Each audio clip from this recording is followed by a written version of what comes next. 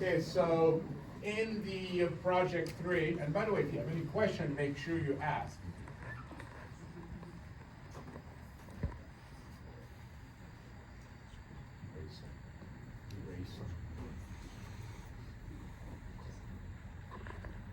So you have your stock doing its thing, and again, as we said, you want to pick a peak or a valley, okay? And as you move your mouse, you're here. Now notice that this point may or may not be a peak or a valley. It can be anything, okay? And you can be anywhere. If, let's say, something like this, you might want to come here, and you might want to keep looking down or whatever, okay? Now, imagine the following. From project 2, you already know where all the peaks and valleys are, okay? You already have that. You have a list of all the peaks and valleys from project 2. Okay, remember when you loaded your thing, you set up your margin, and once you set up your margin, you ended up with some peaks and some valleys along the way. So peak 0, peak 1, peak 2, valley 0, valley 1, valley 2, and so on. So let's say you're at some peak n, somewhere along the way. You, right now on project 2 and in project 3, would click on that. If you're not right on it, you need to snap to that particular peak or valley. One way you can do it is that if I have a candlestick that happens to be a peak, and you saw when I was showing you this interactive brokers thing, it's really hard to, seeing a peak, say, I'm going to hit that. So instead, you say, let's make it easy on the user. If you just go like this and you happen to be 1 pixel off, this thing ought to be able to say what candlestick you're at, and based on that candlestick, you can tell if that candlestick is one of your peaks or valleys. If it's a peak, you just snap to the high of that. If it's a valley, you just snap to the valley of the candlestick. So you can do that. So you would start at, let's say, in this example, at a peak, and then you could say, if you were doing this manually, you would drag it and you could stop without letting go of the mouse. You could say, hey, here's my next candlestick. I'm going to do something like this.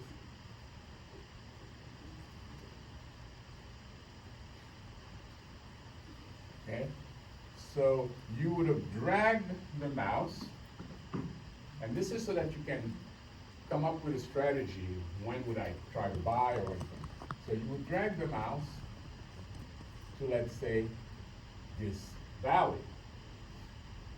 That would draw for you the rectangle, the diagonal line, as well as your Fibonacci levels, okay?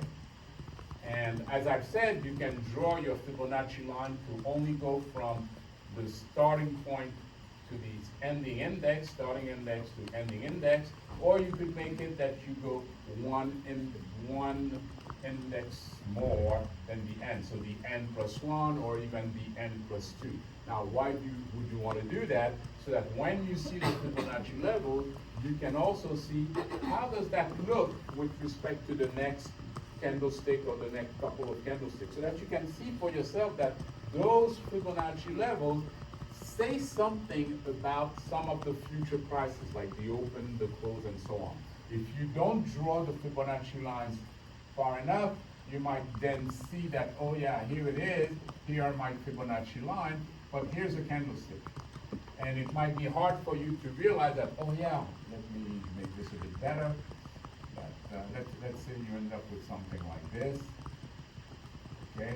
If you only draw like this, it might be harder for you to realize that, oh yeah, if I had drawn this like that, oh my God, it hits perfectly. Okay, so that's why I say once you have your Fibonacci levels, extend them, and depending on what you want to look at, extend them 1 or 2 but I would not recommend extending all the way to the end of the chart because then things could get maybe a bit busy. But yeah, if you're only doing one at a time, it's not such a bad thing. You could do that. But that would allow you to see, oh yeah, when I have Fibonacci lines, look at that. When you look further down the road and you look at your candlestick, that it's really not a coincidence because it happens too often that future candlesticks seem to respond to those Fibonacci levels by either bouncing off of them or bouncing down from them, or they may pierce them, but then they close right at the line. Sometimes you may have Fibonacci line something like this, okay? This is a Fibonacci line, and then you find that, yeah, you passed it, but you close right at it. Or here's a Fibonacci line, and yes, you went below it, okay, but you close or you open right on it, okay? So things are not happening at random. So that's why you might want to do this. Okay, so you would do this, and you might see that, well, we can show that on the next candlestick, and let me redraw that. What if you saw the following pattern occur often? You have the Fibonacci, and on the next candlestick, something like this happens. It tends to go up to the 38% retracement, and then come back down. Then you say, well, let me see if that holds up. So you would extend now your Fibonacci to, let's say, the next low that you have. That one would have its own new rectangle area like this with its own Fibonacci, and you might find that its own Fibonacci does the following again. At the 38%, the highest you got was to it, and then you bounce down, and so forth. Now, you might see that a couple of times, and you say, I want to see if that's real. So you load up another stock, and you check. And the idea is that you keep going from one low to the next, and see how the next bar behaves in terms of how far up does it go. And you might end up seeing that, wow, you know, every time I have one of those downward moves or down waves, the Fibonacci give me a good idea, let's say, particularly the 38% retracement gives me a good idea of how high this is gonna go before it comes back down, okay? So that's one thing, or, you know, you could say, if I have an upward move, okay, you might say I started here, I'm sitting right now on this one candlestick, there are some Fibonacci levels, and then you might find that, oh yeah, again, the 38% is a level that the next guy tends to hit before bouncing up, so that would be a good place to buy. Is that true? Well, you say, well, let's keep moving, let's go to the next guy.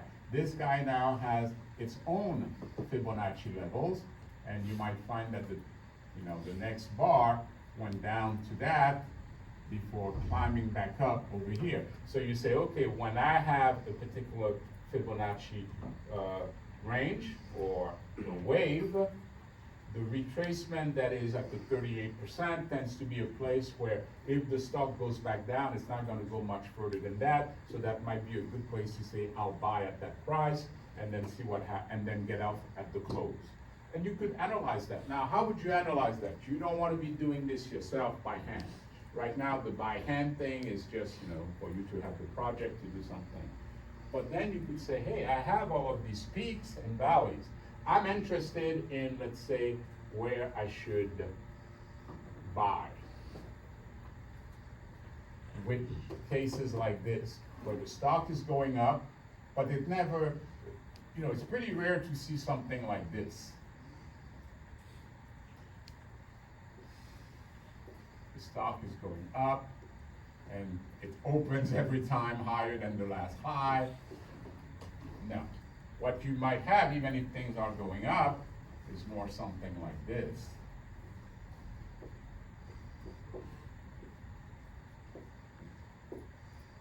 okay?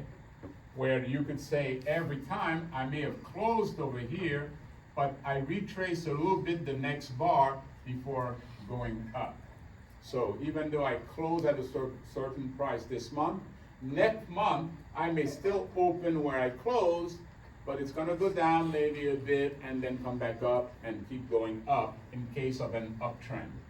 And then after this guy here, I open maybe here, go down a bit, but then I go up to close even higher. Same here, I open at this price, I go down a bit. Some people are selling, grabbing their profit because, hey, the stock has been going up. And some people say, ooh, how long can that last? I better grab my profit. So every time things go up like that, you always have some people who sell. So the stock goes down a bit, but then some people say, hey, I think this is gonna keep going up. They buy, the price goes up, okay? So now you say to yourself, is there any way I could, after any given close, figure out, even though the stock is gonna keep going up, how low is it gonna go before it goes up? Because I would like to buy it at that low price, okay? And that's where your Fibonacci numbers can come in, and that's where an extension to Project 3 would be that, yes, you have to be able to do the analysis by hand yourself, but you should also be able to have an automatic analysis where you start at a peak, and you can do it for one peak, and then the next peak, and the next peak. And where once you have an index, let's say the index of this peak is I, okay? Then you go to I plus 1, find the low, find the range between the peak and I plus 1, make sure it's a valid wave, so this low has to be lower than this guy, okay? Find the Fibonacci levels, and then ask at I plus 2, okay, where was the low compared to, let's say, some Fibonacci level, okay? Then once you've done that, you move to the next guy, okay? And now you calculate the new wave from I to I plus 2, okay? Now, since this is going down, what would you like to do? You say, hey, I would like to catch as much of this going down as I can, so I would like to know where is the high going to be so I can short it. Let's not talk about shorting, so let's take that same picture, and let's say that you are only interested in knowing when to buy a stock, okay? So in your case, you would want to take a valley, okay? And once you have a particular candlestick, let's say that's today's candlestick, you say, okay, here's my wave from here to here. That means that I have these Fibonacci numbers, let's say, and given that, you want to say the 38% retracement is where I would want to buy, because even though the stock is going to keep going up, let's say, that's your opinion, that it's not going to do it like this, where I've gone up, the next day I open even higher than wherever I close, and no, you usually tend to have an overlap, and therefore I close here, I have that, and I expect that even though the stock might go up the next day, that somehow it's going to reach down to here, maybe a bit lower before going up. So now that would tell you buy at that price, and then you can see how much you would have made when this thing closed. Let's say it's even a negative bar, you would say this is what my close would have been, I would have made this much.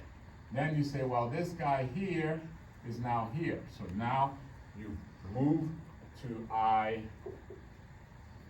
this was maybe I plus 5, now you move to I plus 6, you calculate the wave, that gives you a new range with its own new Fibonacci levels, and you say, okay, I expect it to go now to this new 38% level, and hopefully if you're right, it does that, hits that level, maybe goes down a bit, but then turns around, and let's say in this case it closes here, okay? So you would have made the money from that lower price to where it closed over here.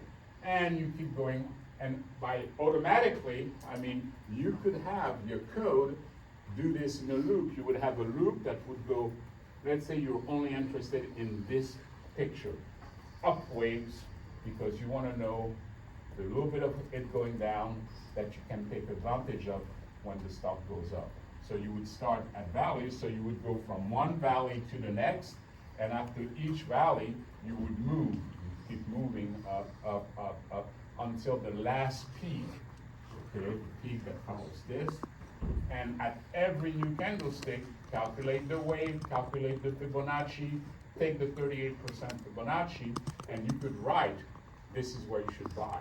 So what you could do is, as you're doing in project 3, have it automatically not only give you the number of confirmation that you have when you're at this point, but also have something that would, let's say at 38%, here is the price. Okay, I was telling this gentleman here, and it might say, $10.23.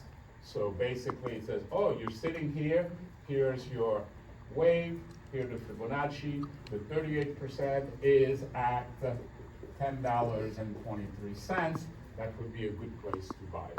Now, what do you do with this? You can run this, and you can compare the 38% Fibonacci and ask, did the next candlestick go below that, and did it close above it? So now you could generate for yourself, okay, statistics that says, if I use this approach just on the up waves, okay, I have a choice. So at each new high, so as I'm going from a valley, I go to a high, then the next high, and so on, okay? As I do that, I have two choices. One choice is, okay, first of all, you're gonna say, find the 38% price, okay?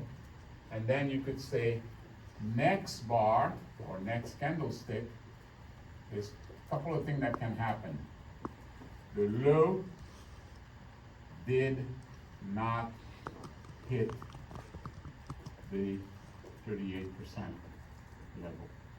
That means that you went to that high, you calculated the 38% level, over here it's the 23%, and the next bar had a low, but it never got to it, so you did not buy.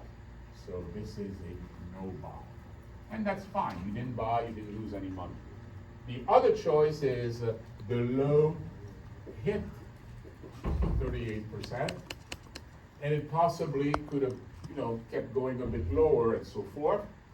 And then you have two options: closed greater, well, let's say less than 38%, lose money, or the close of the next bar, and this is the next bar close, okay? Next bar, the next bar close is greater than the 38%, made, okay? And in fact, you can calculate by how much, because if this is my 38%, and the next bar looks like this, you would have bought here,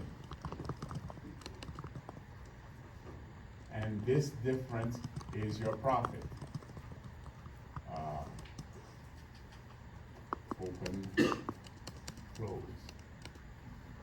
If you had another instance, maybe something like this, this is an upward bar, like that, then you would have bought over here, and now this time, this is your close, this is your open, this is your profit, okay? On the other hand, if this thing does something like that,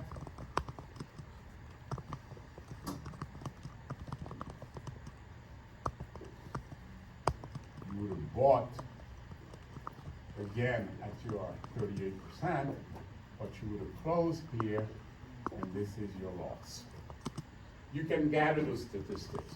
You can start at a valley, you can move every new high, calculate your 38%, or if you decide that you're going to be more aggressive, you might say, no, I'm going to just let it drop to 23% and buy at 23%, okay, so that you catch more trade. You could try and do that, okay, but I would say, yeah, take 38%. If the stock ever goes down to that level, you'll grab it, you'll buy it, and then you expect, or you hope, that it's going to close higher than that. Now, even though you bought it here, it's not going to turn around instantly there. It might still keep going down a bit before it decides to turn around to go up. In that case, yeah, you bought at that price, you see it go down a little bit, and then it turns around, hopefully, and then when it does close, either here or here, you make some money. Then you move to the next bar, and you can gather those statistics to find out, does that strategy work? Where you could say at every candlestick, one of those three options occurs. The stock never goes to that price that I predicted, at 38%, so fine. Even though I had an order to buy at that price, it never went down to that price, so I just never got the stock. Then there are the cases where, yeah, we did hit or go even below, so we would have bought. And then you say, well, now that I bought, what do I want to know? Well, you want to know if you close above your buying price. So you just want to know if the next bar's close is higher than your buying price, or if it's lower. You can calculate the difference, and now you have how much you would have made on that trade. So now the way you do a paper trail, okay, a profit and loss record, is you just keep accumulating. Every time that you make a bit of money, you add that to your profit. Every time you buy, but the stock closes below your buying point, you subtract from your profit. But you keep a record of, for each trade, at what price you bought and where did the stock close. And you have all that information from the next candlestick. So once you know what candlestick you're at, let's say this is candlestick J, okay, then this would be candlestick J plus 1. You have the information on that. So you could have a loop, a double loop, one loop goes through each one of your valleys, okay? The other loop goes from the index of the valley, one new candlestick at a time. You have to make sure, however, that the wave that you're forming at that point is valid. If in the middle of all that you had something like this, then you got to stop moving when you get there. Also, if as you were going from candlestick to candlestick, you end up with something like this. Okay? Well, when you're here, you have a valid wave from here to here, but when you move to this candlestick, the wave from here to here is no longer valid. So you skip that, and then the next candlestick is here, from here to here is a valid wave. Okay, so you start at a valley, and just the way you would have moved with your hand going from your valley along the way, you just have your code instead move to the high of the next candlestick. Calculate the rectangle, calculate the Fibonacci levels, and then say, if I had bought at the 38%, what did the next candlestick do? Did it go below 38%, which would have gotten me to buy it at that price? And then did it close above? So now I can do the difference between my buying price and the closing price, and it will be positive or negative. Keep adding that number to your profit and loss. And when you've gone through everything, you can see how much you would have made or lost buying at 38%. And then you say to yourself, well, why not even do the statistics for all inner 6 Fibonacci levels?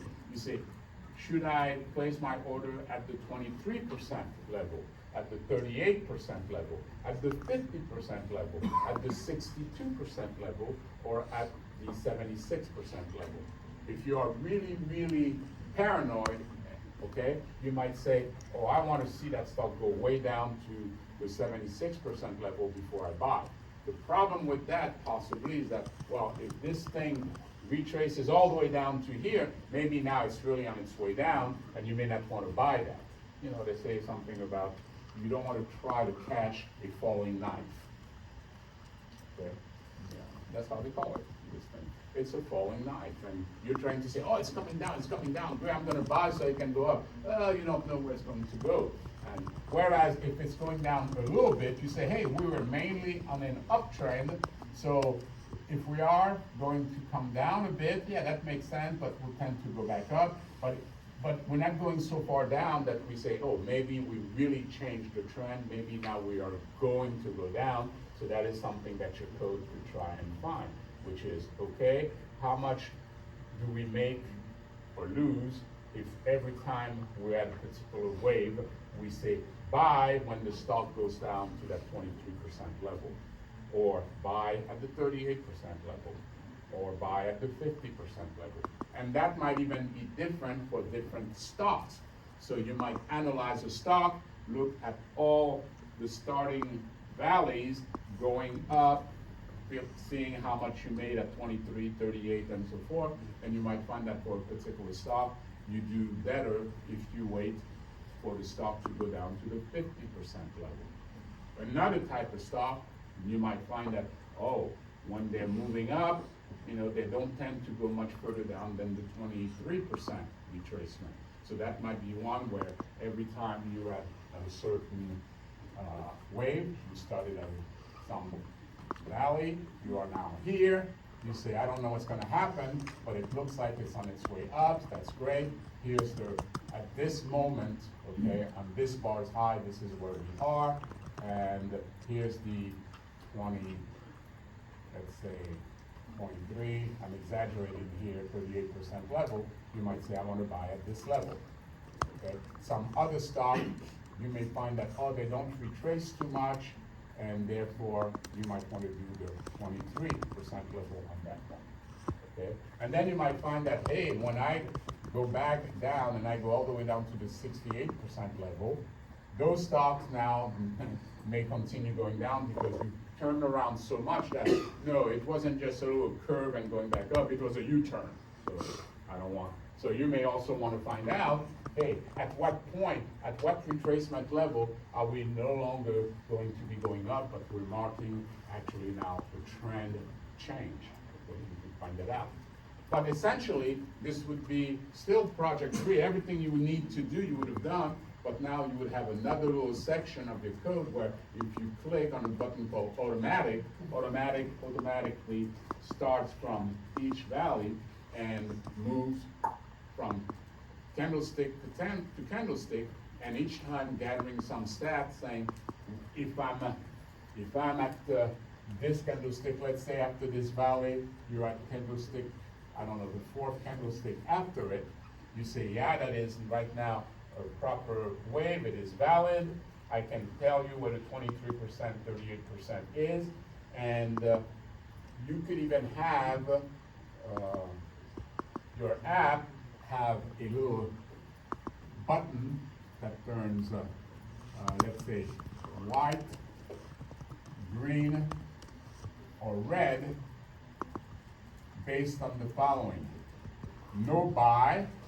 In other words, at the 23% level, if the stock never retraces enough for you to buy, you keep that button white, saying, at this point, the next bar will not be bought if you're going for 23%. Okay? On the other hand, if this thing hits over here and closes up above, that might be a green light, where you say the next bar will indeed hit your 23% and close above it. And finally, you could have the red, where, yeah, we did actually hit the price, so we bought, but we closed lower below it. Okay?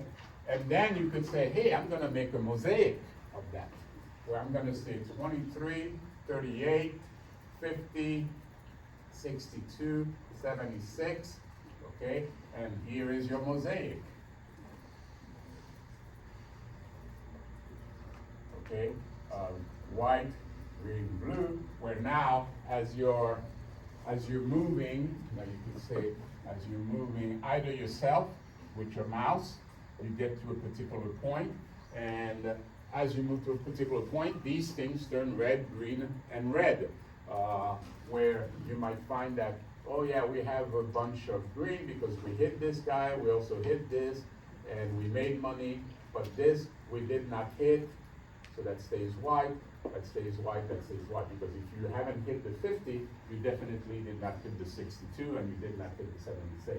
So now you're making for yourself a tool that's an indicator. And if your name happens to be Mr. Angelina, now instead of the Bollinger Bands, you have the Angelina Mosaic or Angelina, color board or whatever, which allows someone to say, hey, I had a valley here, and today's high is over here. What does the board say? Okay, and the board says, well, looking at past data, okay, you have a green and a green on these two, meaning that, hey, the next bar, this is not doing any prediction, this is just looking at things, saying, hey, the next bar will indeed make you a profit if you buy at 23%, if you buy at 38%, you still make a profit, and then you might find that otherwise, for the other guys, you wouldn't even have gotten the price because we haven't gotten to those levels, so you would not have bought. And on another example, you could find, especially if this is your 23% and this is your 38%, okay, this is today's bar, and, well, not today, but you're looking historically at a bar, and then this thing might tell you that, oh yeah, the next bar looks like this. And it closes here. So now it would say at 23%, you definitely would have bought it and you would have lost money. So the red guy would light up. At 38%, same thing. The red guy would light up saying, yeah, you would have bought it. Okay. On the other hand, the 50% would say, oh yeah, you would have bought at 50%, but you closed above it. So the 50%, okay, right here, would have the green bar lit up. And then the other two, you never would have reached them, it would look like that. So this thing would say, right now, historically, when you were sitting at whatever bar you're sitting, so you're with your mouse, and your mouse is sitting here, you can tell, you can see what the next bar is. This is what your board would look like, your color board, okay? Saying, yeah, this is, and of course, these, you could, you should really have some numbers associated with that. How much did I lose? How much did I make? When it's green, you've made money, so how much? Okay, and maybe what you want to do, instead of putting the color, you just want to put the numbers, your win and loss, but in red and in green. So when you see that red number, I've lost money, okay? When you see the green money, the next bar made money. And you can even have something that tells you, up to now, cumulatively, what you have.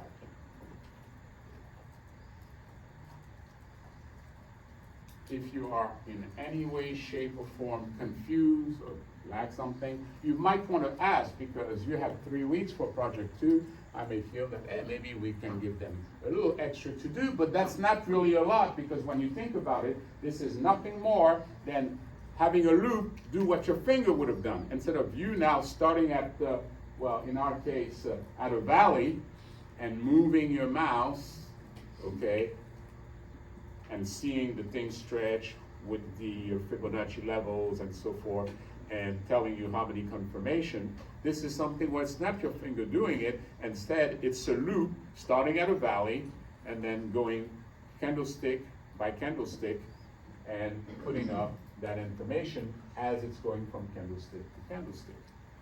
Okay.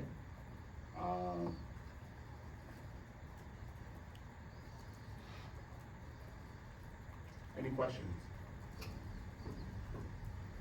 All right, so no question. So what kind of class do you think you would need, and how would you design your class that essentially, whenever you're moving the mouse, you have the rectangle, but you also draw the diagonal line. You're also drawing the Fibonacci line. I mean, what information would you have in a class so that you can, given that class, ultimately, what do you want to do with that class? You want to display it, so you want to somehow make an annotation from the class. So you also think, whatever that class is, I ought to be able to have the class generate the annotations that would display it on the chart. So already you're thinking, I don't know what's in my class, but I know that it should have a method to allow it to draw itself on the chart. So given that class, it ought to be able to create its annotations. And then you can add those to the chart, okay? But what information would you need for that class, okay? So the class that allows you to show the rectangle, the Fibonacci levels, the number of confirmation, the confirmations themselves, okay? Because you have to design this. And if you're shy, I can say, well, okay, you're bright, you can probably do it yourself and feel that you have enough confidence. Or you could say, I'm not sure, maybe I'm gonna gather some information today, make some suggestions, ask some questions. So Miss Angelina, yes? High, low, open, close of the candlesticks. So basically the candlesticks. Yes, yes. Okay. I mean, why have high, low, open, close when that information is already in the candlestick? So basically, the class is going to essentially have all the candlesticks that are in itself. Why Yep. do you want to know? Why do you need the candlestick? Confirmations. Huh? Confirmations. So in order to be able to calculate the confirmation. Yes. Now, starting from project 2, I don't know what classes people already had, but we know that at least from project 2, that class also had the first peak and valley as well as the second one. Yes, no, or you somehow needed to represent that information. There had to be something that told the class, yeah, we're starting here, we're ending here, so you needed to possibly have the index of the first candlestick in your rectangle and the last one. You also need to know each and every one of them. Also, that class should also have what? Maybe an array or a dictionary where you could say, hey, where is Fibonacci level 76%? Okay. Where is Fibonacci level 100%? Where is Fibonacci level 50%? And by where is that, I mean, what is the price associated with that? Because you will want to know, hey, if this happens to be $100 at this point, and let's say $200 at this point that you are at, you might say, well, where is the Fibonacci 50%? It's at $150. You would have to know that price. You'd have to know this price, okay, and so on. So this would be $176, $160. What is it, $2 basically, and then over here that would be 138 and 123, you know, closely, okay? Those would be the price levels. You want those price levels because without those price levels, you cannot calculate your confirmation. How do I know if something is a confirmation? Is basically I take, in this case, the high, okay, and I check if the high is within 1% of 138. And so on. So that tells you you'll need, therefore, those Fibonacci prices to be able to calculate your confirmation. Also, when you're here and you want to say, okay, at what price should I buy? Should I buy here or should I buy here? You have to know those prices. So that's the price of the 23%, which is at 176, the price of the 38%, which is at 162. That way you can compare the next candlestick with those prices to know, did I go down enough to buy? Yes or no? If it's not, it's this left branch here. No, I did not go low enough, so I did not get to buy, okay? And then if you did buy, let's say you were at the 23%, you would have reached low enough to hit that price, you would have ended up buying it. Now the question is, where did I close? Well, now in our case, you bought here, and you close here, so this would have been your profit. You can do the closing price minus the buying price, which is the 23% level, 176, and that would give you your profit. On the other hand, if this guy had closed down here, you would have taken your buying price, subtract, your closing price minus your buying price, and you would have seen a negative number. That's how much you've lost, okay?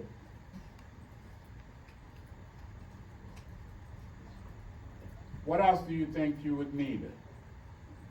I mean, you think of all these functions, for instance, the function that calculates your profit and loss is a function that would have to take your target price, let's say your 23% level, and then that function should end up with the number profit or loss or buy or sell, where basically you would keep track of whether you bought, which is this area, or you didn't buy. And then within the cases where we bought, well, did we lose money or did we make money? So maybe you need a couple of functions to do that. Your new class should have a compute gain, okay, or compute profit, okay, and you tell it. Now it knows, remember, that your new class would have information about your starting index, because that's a peak or a valley, so you would know what index you're talking about because you have your list of peaks and valleys. So if you take value number 0, that has information about your peak, whether it's a peak or valley. We're doing valleys, so you would know what that is, okay?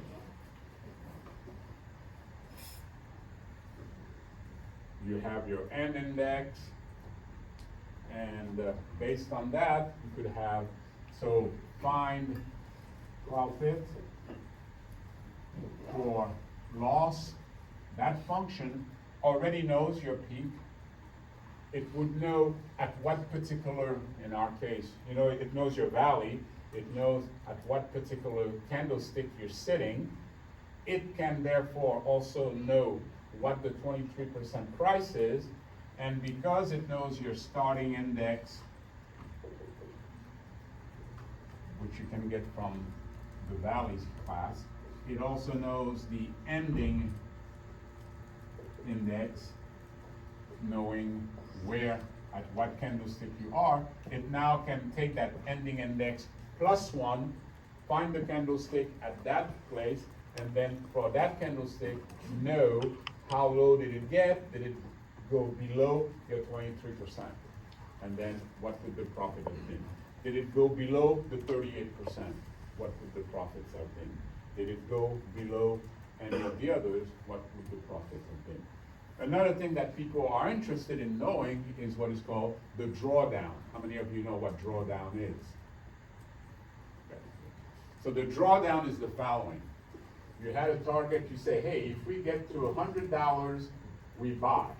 So you could say, buy at, you can place such an order, okay? Buy at $100.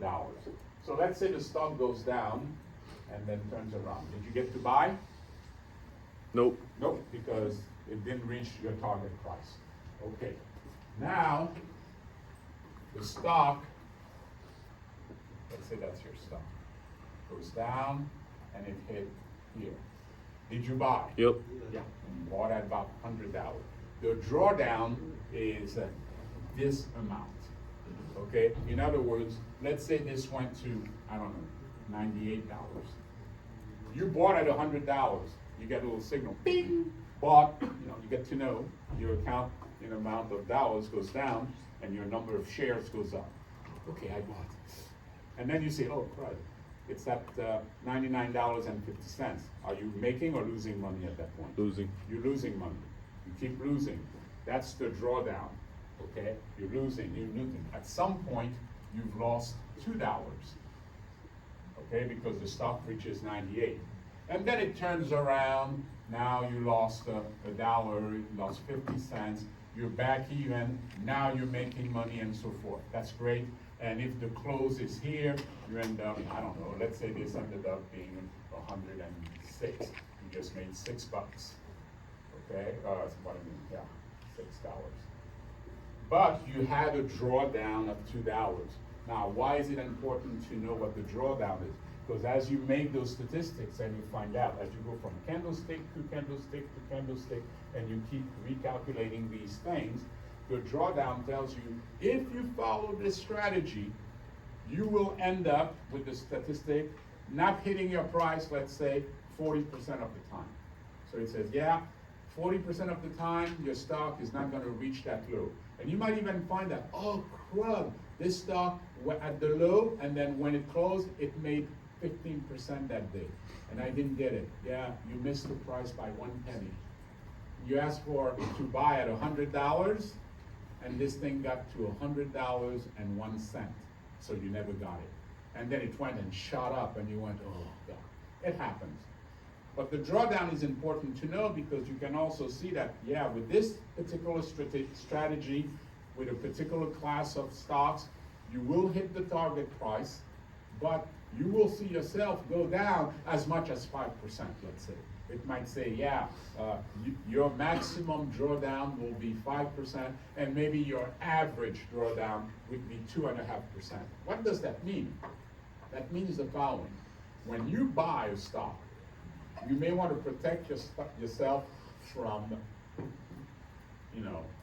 catastrophic losses. You bought at $100, and here's the stock today, it's at 95. You may say, I'm down 5%. Tomorrow it's at 90. Oh, crud, I'm down 10%. The day after, now you're still hoping for it to turn around. But then the day after that, it's at $80. I'm down 20%, At that point you might say, I need to sell. And then you start realizing, that went down pretty fast. I might not even have been there watching the stock, because I have a life, I'm doing other things, and this thing could have gone down while you were mowing the lawn or something. So you say to yourself, could I have things happen automatically? Yes, you can put a limit order, okay, that says, I want to buy at $100, but I want to put a stop loss, that's what they call that, the stop loss, okay, at $95, okay?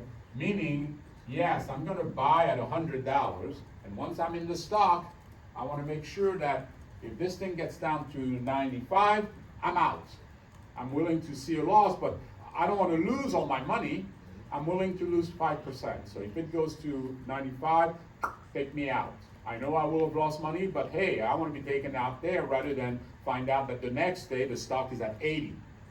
Okay, so that's what the stop loss is. But where do you put your stop loss? What if you find out that with the strategy, as you do your statistic, you find that the typical drawdown, okay, the maximum drawdown, let's say, is 3%. Okay, that's the maximum drawdown over 1,000 trades.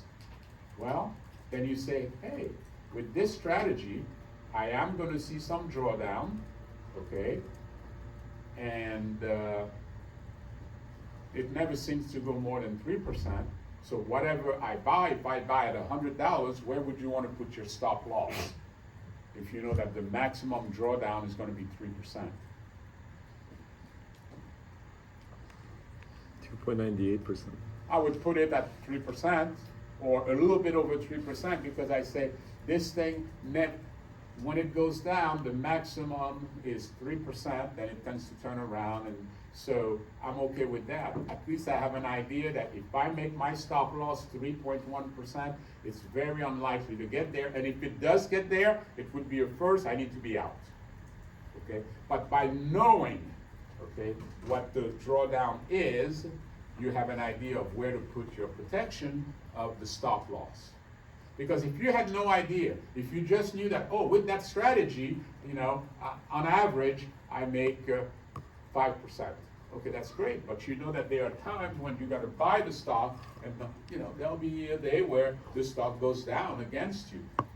So if you know what you can expect, that, oh yeah, it never really goes more than 2%, and you can accept 2%, you can say, well, I'll put my stop loss 4% below. It shouldn't happen, but if it does happen, it means something really strange is happening, and maybe I don't need to be in that stock at that moment.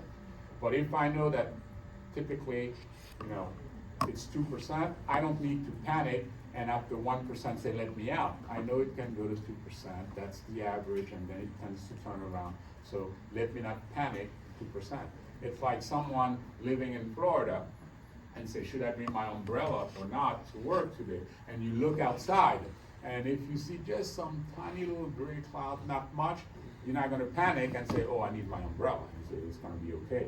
On the other hand, if you see totally gray skies and it's windy and all, you might say, oh, okay, I need to really get dressed, appropriately for that. So, here, I need to know, when I buy at $100, at what point though should I say, even though this thing might say 60% of the time you will make money, well, there are other times when I don't make money, and there might be time when I don't make money and I lose a lot of money because I buy here, but the stock does some crazy thing like this. I mean, it may even do something like this. I haven't even done. So I would have bought over here, there would have been a big drawdown, and then I would have, so that's your drawdown, and I would have lost this much. Because even though I drawed way down and came back up here, but you might say, hey, I'm not willing to lose that much. I know statistically how much I should expect, so I'm gonna have my, stop loss over here. That way, even though I bought it here, as soon as I hit this point, I'm out, because it looks like it's gonna go further down. At that point, all bets are off. I don't know how much more I'm gonna possibly lose. Now, hopefully, when that does happen, though, because you have a strategy, you analyze every stock, you know how they behave, you may have found that they are, out of 500 stocks, that maybe there are 20 that behave really well with that strategy. So you only concentrate on this 20, so that's another thing you can do. You could run your code on all the stocks that you are interested in, let's say the S&P 500, find all the stocks where that strategy works well and makes you money. If you find 20 stocks that over the past 5 years have done very well with this strategy of monthly bars, you say, okay, those are the stocks I'm gonna play. And out of those, let's say 20 stocks, you might say, because there might be some that are not in a position to make a prediction. Let's say you have a stock, if you're here, and let's say this was your valley, and you are here. Okay? Is that a valid wave? Yes, Yep. it is. From here to here is totally valid because nobody is breaking the top. Let's say now the next bar is here. And you say, okay, now I gotta go from this valley to here. Is that a valid wave? No, it's not, because the top is here. So at that point, you cannot make a prediction. You gotta wait for the next bar that's higher than this. So if the next bar looks like this, that is still not valid, because from here to here is still below this guy. But then when, again, the stock does this, now from here to here, that's valid. And then you can make a prediction about the 23 and the 38%. So as this thing moves and automatically analyzes at each bar what the retracements are, there are going to be some times when you can't make a prediction because you are not in a valid wave. So here you can, from here to here you can't, but from here to here, now you can look at those things. So you can gather all these statistics, and as I said, you find 20 stocks that behave well. Out of those 20 stocks, maybe 2 or 3 may be in that situation.